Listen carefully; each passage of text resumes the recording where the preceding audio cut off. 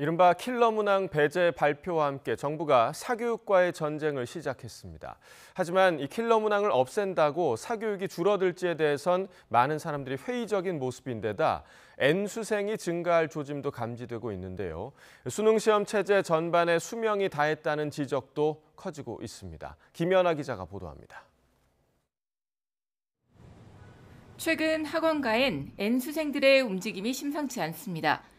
가뜩이나 올해 수능은 의대와 첨단 산업학과 증원, 재학생 감소 등으로 역대급 N수 증가가 예상되는데 킬러 문항 배제 발표 이후 쉬운 수능을 기대하고 다시 시험을 보려는 수요까지 몰리고 있습니다. 학원가에선 과거 물수능 때 졸업생 응시자가 갑자기 증가한 사례도 거론됩니다.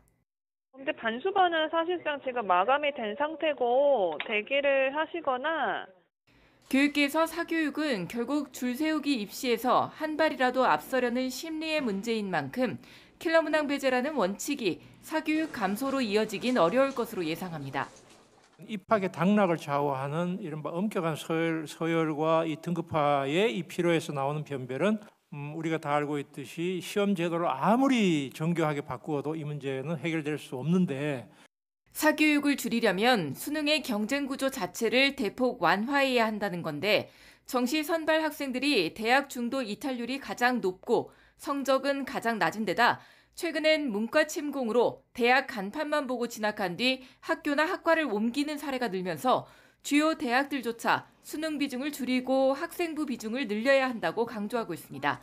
게다가 공교육이 고교학점제의 절대평가로 전환해 수능과 입시가 같이 바뀌지 않으면 학교 공부 따로, 수능 공부 따로 현상이 빚어지며 사교육이 더욱 팽창할 거란 우려가 큽니다.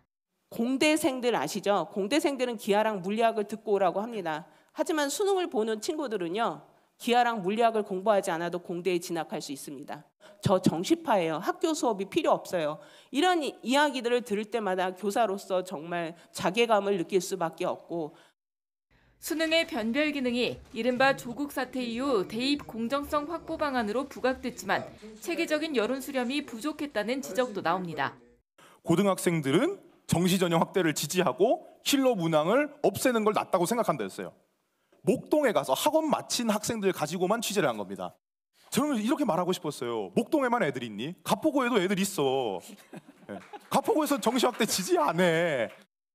킬러 문항 배제가 촉발한 사교육과의 전쟁, 그리고 수능 개편 논의가 뜨거워진 가운데 올 상반기 예정이던 2028학년도 대입 개편안 발표는 계속 지연되고 있습니다.